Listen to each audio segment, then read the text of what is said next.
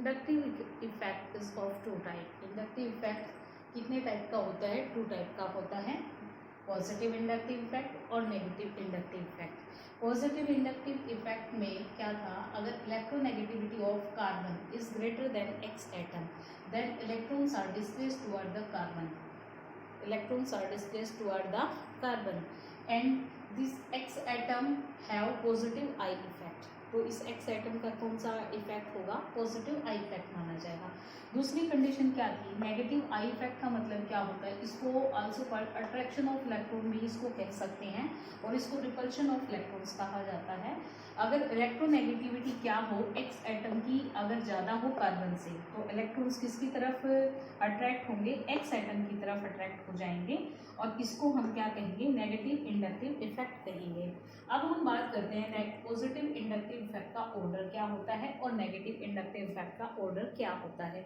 अगर हम इनको याद कर लेंगे तो ये आगे हम बहुत सारी चीज़ों में यूज़ करेंगे, जैसे स्टेबिलिटी ऑफ कार्बोकेटाइन वगैरह में, और stability of carbocation reaction mechanism में भी यूज़ होगा। तो ये एक बहुत इंपॉर्टेंट टॉपिक है बच्चों, तो इसको आप बहुत अच्छे से समझिए और बहुत अच्छे से इसका ऑर्डर याद कीजिए। तो सबसे पहले पॉजिटिव इंडक्टिव इफेक्ट के ऑर्डर्स की अगर हम बात करें तो ये मैंने लिखा है टर्शरी कार्बन लिखा है मैंने ये, तो इसमें ये CH3 ये भी इलेक्ट्रॉन डोनेटिंग इफेक्ट इसका, पॉजिटिव आई इफेक्ट इसका भी पॉजिटिव आई इफेक्ट काम करेगा। तो ये वाला जो कार्बन है इसका पॉजिटिव इंडक्टिव इफेक्ट ग्रेटर होगा सेकेंडरी की बजाय, और इथाइल की बजाय सेकेंडरी का क्या होगा? ग्रेटर होगा। यानी जितने नंबर ऑफ CH3 ग्रुप जितने ज़्यादा होंगे उतना ही पॉजिटिव इंडक्टिव इफेक्ट क्या हो जाएगा बच्चों? ग्रेटर हो जाएगा। दूसरी बात इसके बारे में जो याद रखनी है वो क्या है? Heavier isotopes more is positive inductive effect. अगर आइसोटोप जितना हैवियर आइसोटोप इस्तेमाल करेंगे हम इसमें, उतना ही ज़्यादा इंडक्टिव इफेक्ट भी क्या हो जाएगा बच्चों? ज़्यादा हो जाएगा। जैसे C3 CD3 और CH3। टी का मतलब आप समझ रहे हो ना, हाइड्रोजन की बजाय हमने क्या लिखा है? ट्रिटियम लिखा है। तो ट्रिटियम C3 लिखा हमने, यानी मिथाइल H की जगह हमने क्या लिखा? हाइड्रोजन का ट्रिटियम आइसोटोप लिखा है बच्चों। तो T3 is greater than CD3 and then CH3।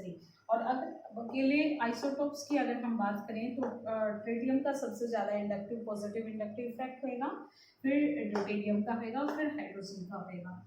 तीसरी बात, नंबर ऑफ कार्बन इंक्रीज, जैसे जैसे नंबर ऑफ कार्बन इंक्रीज होते जाएंगे इंडक्टिव इफेक्ट यानी पॉजिटिव इंडक्टिव इफेक्ट भी क्या हो जाएगा? इंक्रीज हो जाएगा। यानी positive inductive effect is directly proportional to number of carbon atoms. यहाँ पे हमने प्रोपाइल लिया है, तो positive inductive effect of propyl is greater than that of a ethyl and that of a methyl.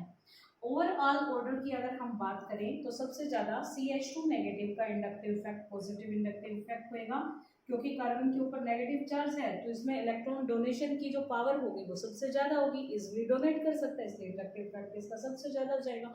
उसके बाद क्या हो जाएगा? NH। नाइट्रोजन जो है कार्बन से थोड़ा सा ज्यादा इलेक्ट्रोनेगेटिव है, इसलिए आसानी से नेगेटिव चार्ज को बियर कर सकता है, लेकिन फिर भी इसकी जो पावर होगी पॉजिटिव इंडक्टिव इफेक्ट की वो ऑक्सीजन नेगेटिव से ज़्यादा होगी, CO नेगेटिव से ऑक्सीजन की ज़्यादा होगी। और फिर हम अगर लिखें टर्शरी कार्बन, फिर सेकेंडरी कार्बन, फिर प्राइमरी कार्बन एंड लास्ट में क्या आ जाएगा? मिथाइल आ जाएगा। लास्ट में क्या आ जाएगा? मिथाइल। तो ये हमने स्टडी किया पॉजिटिव इंडक्टिव इफेक्ट का ऑर्डर।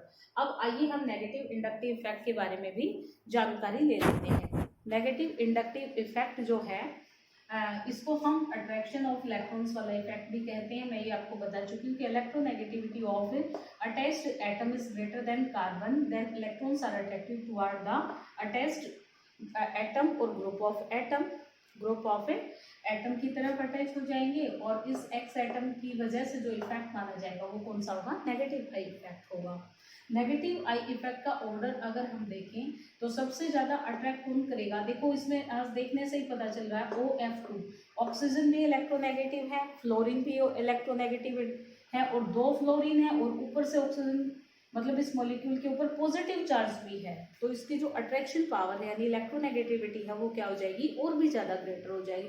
तो ये सबसे ज़्यादा नेगेटिव इंडक्टिव इफेक्ट क्या करेगा? शो करेगा। उसके बाद O+R2 ये इंडक्टिव इफेक्ट शो करेगा। फिर NF3 में नाइट्रोजन के फ्लोराइड, फ्लोरीन सबसे ज़्यादा इलेक्ट्रोनेगेटिव होता है इसलिए NF3 पॉजिटिव वाला, फिर NCl3 पॉजिटिव, फिर NR3N पॉजिटिव वाला, NH3 पॉजिटिव, और फिर कौन सा आ जाएगा NO2, और फिर साइनाइड, फिर एल्डिहाइड, एल्डिहाइड के बाद कीटोन, कीटोन के बाद कार्बोक्सिलिक एसिड, कार्बोक्सिलिक एसिड के बाद अमाइड, फिर फ्लोराइड, क्लोराइड, ब्रोमाइड, आयोडाइड, ठीक है, एल्कोक्साइड, हाइड्रोक्साइड यानी OH एल्कोहल भी हम इसको कह सकते हैं, फिर एल्काइन, फिर फिनाइल आ जाएगा, फिर इथीन, इथिनाइल, इथिनाइल, और इथिनाइल के बाद कौन सा आ जाएगा N पॉजिटिव और R और R, ठीक है, और अमोनियम के कंपैरिजन में ये क्या हो जाएगा, ज़्यादा हो जाएगा। तो ये नेगेटिव इंडक्टिव इफेक्ट का ऑर्डर हमने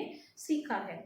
अब एक और बात बताती हूँ कि इंडक्टिव इफेक्ट के लिए एक रूल हम याद करेंगे। जब हम क्वेश्चंस करेंगे तो उन क्वेश्चंस की ट्रिक से सॉल्व करने के लिए हम एक रूल याद करेंगे जिसको हम बच्चों क्या कहते हैं, DNP रूल।